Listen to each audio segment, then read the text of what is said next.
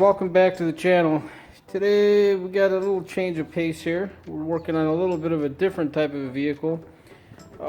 Since the weather's changing, it's getting to be a mowing season. I have a couple different mowers. This one I've had for a long time. 17.5 horse yard machine. It's a 42-inch deck on this. This is a Briggs & Stratton twin motor. It's been a very reliable mower. It's kind of in my backup now. I mow about an acre with this. A little less than an acre. Again, this thing's been very reliable every season. It fires right up. I don't winterize it. I don't do anything with it. It even sits outside, as you could probably tell by the condition. But every year it fires right up.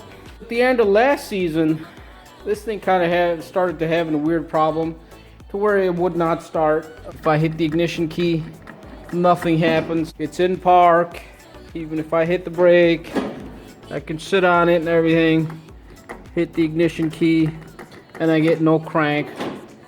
My battery is fully charged, but still I have no ignition circuit there supplying the starter.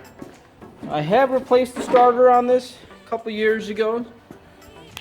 Starter is not the problem, I know that. We'll go ahead and test that. My battery is fully charged. Starter's right here on these. I have a jumper wire connected right to the positive side of the battery. So if I take the other end on the jumper and put it straight on the starter, it will fire right up.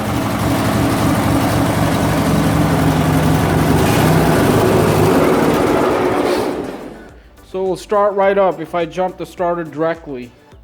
So that tells me the starter is good.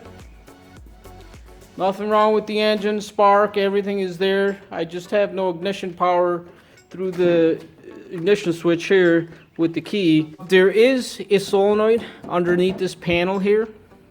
We'll take a look at that and see if that's the issue. So we'll be removing this panel. So to remove that, we just got to spin these knobs off. There's one in the center for the gears. There's one on the side here for the speed and park. And there's two 8mm screws here. There is one here. There's one here. So once these are removed, we should be able to lift this up and slide it back. Top panel removed. You can see there's a starter solenoid under here. That's what powers your starter when you hit the key. Now before we go testing this solenoid or the power to the solenoid, there is a fuse that runs the ignition cycle on these. So let's check the fuse first. It's a 20 amp fuse. This fuse is blown. That might be our issue. I have a new packet of fuses here. I have some 20 amps, so we'll put a new fuse in that and discard this old fuse, and we'll see what happens. Install a new fuse here. That fuse was bad. You could see it. It was burnt for whatever reason. So I have a new fuse in here. If that does not work, we'll go ahead and start testing the solenoid, the power to the solenoid, and then from there to the starter and see what the issue is. New fuse in. Before we close anything up, let's go ahead and test and see if that made any difference. Let's check that out. Oh, perfect.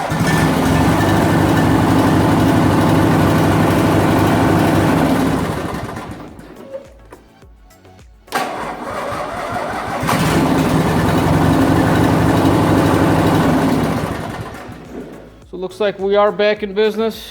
That's all it was just a fuse underneath that panel. Everything buttoned up on it.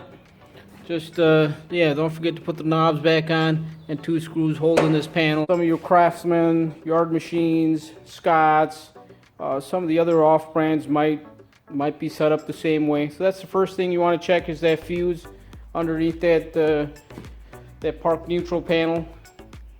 Hopefully that did help somebody out. Thank you very much for watching.